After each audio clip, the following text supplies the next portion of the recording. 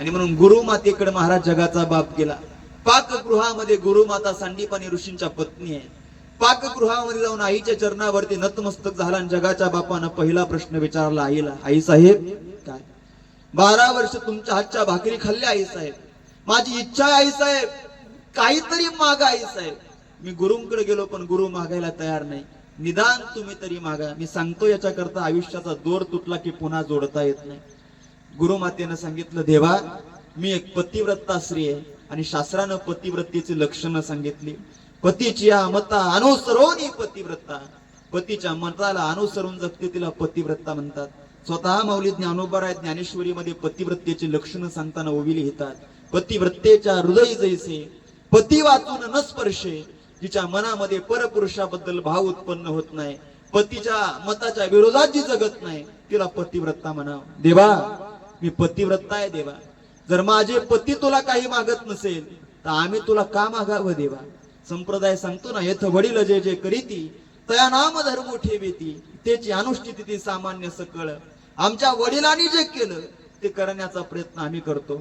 आमच्या पतीनं जर तुझ्याकडे काही मागितलं नसेल तर आम्ही तुझ्याकडे का मागावं देवा. वाढवणे बाबा ती सांदीपनी ऋषींची पत्नी देवाकडे मागायला तयार नाही, पण नाईलाज होता देवाचा. अट्टहास करून बसला, नाही आई तुला काहीतरी मागावं लागेल. आई ऐकेना, देवही ऐकेना. नाईलाज झाला सांदीपनी ऋषींच्या पत्नीचा आणि मुखातून एक वाक्य गेलं, देवा मी तुझं वर्णन ऐकलं देवा, तुला सांगायची गरज नाही. काय प्रमाणे हो, न सांगता तुम्हा कळो येते अंतर देवा, न सांगता तुला कळतं ना रे देवा. मग मला माहिती आहे तुला सांगायची गरज नाही, मग तुम्हाला का विचारतोस. तुला माहिती पाहिजे देवा माझ्याकडे काय कमी आहे. आणि खरं जर पाहिलं तर गुरुमातेचा एक मुलगा 12 वर्षापूर्वी गंगेला स्नानाला गेला होता आणि एकुलता एक मुलगा गंगेवरून पुन्हा माघारी आला नव्हता. गुरुमातेनं विचारलं, देवा तुला सगळं कळतं, करतुम अकर्तुम अन्यथा कर्तुम शक्ती तुझ्या पायावरती आहे, मग माझ्याकरता एक देशील का रे देवा.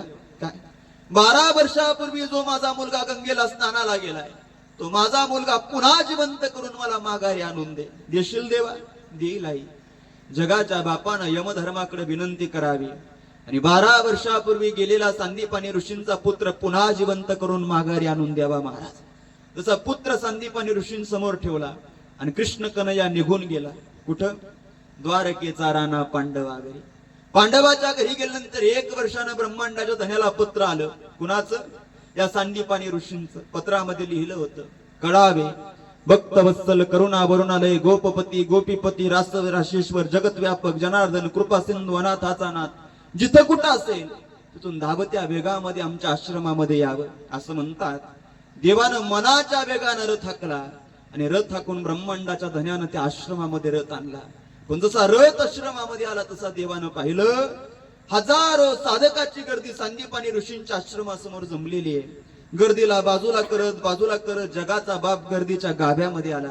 पण वाढवणे बाबा जसा गाभ्यामध्ये आला तसं देवाला कळालं, गेल्या 1 वर्षापूर्वी ज्या सांदीपनी ऋषींच्या पुत्राला मी जिवंत करून माघारी आणून दिलं होतं तो पोरगा पुन्हा काळाच्या पडद्याच्या आड गेला होता. महाराज सांदीपनी ऋषींना आपल्या एकुलता एक पोराचं मस्तक असं मांडीवरती घेतलं होतं आणि धाय मोकळून सांदीपनी ऋषी रडत होते.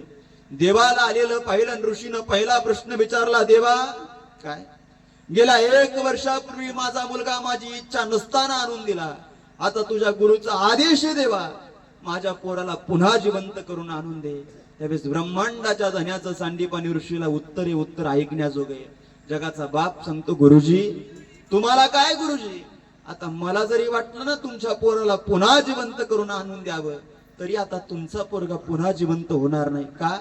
गेल्या 1 वर्षापूर्वी मी तुमचा पोरगा जिवंत करून आणून दिला होता, त्याचं कारण काहीतरी वेगळं होतं देवा.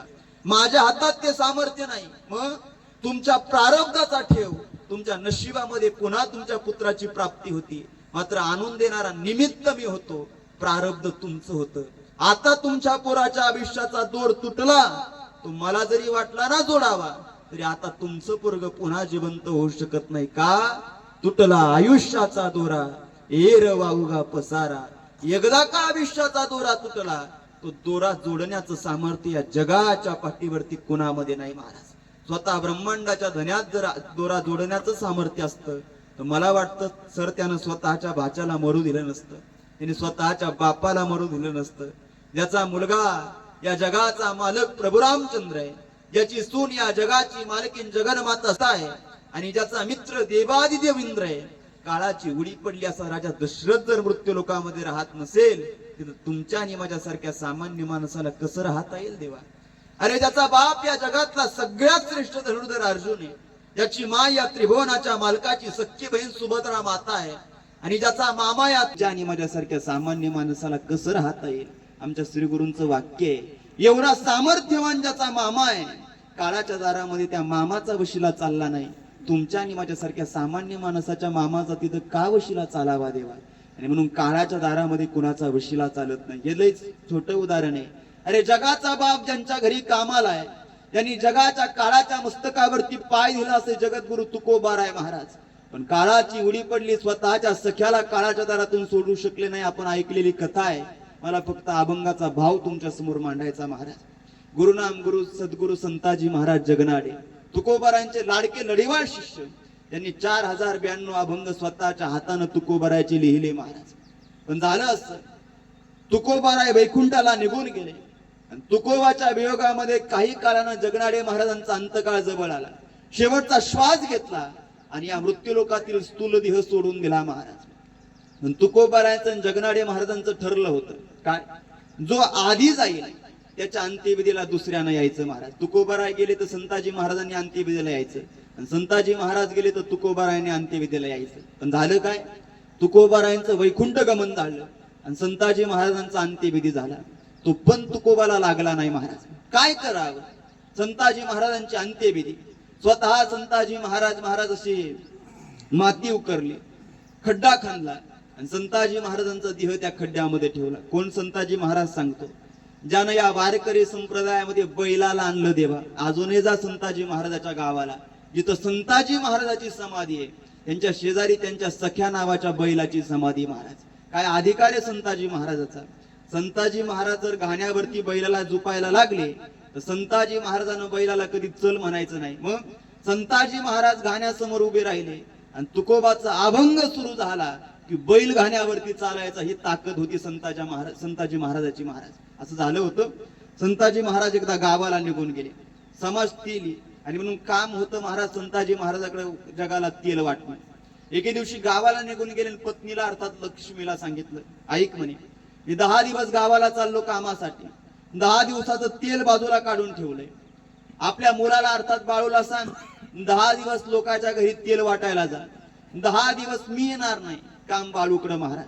10 दिवस संताजी महाराज तालुक्याच्या गावाला निघून गेले, 10 दिवसाचं तेल बाळून वाटलं. पण 12 दिवस झाले, पण संताजी महाराज पुन्हा माघारी येईना. 12, 13, 14, 15 दिवस झाले, 10 दिवसाचं तेल संपून गेलं.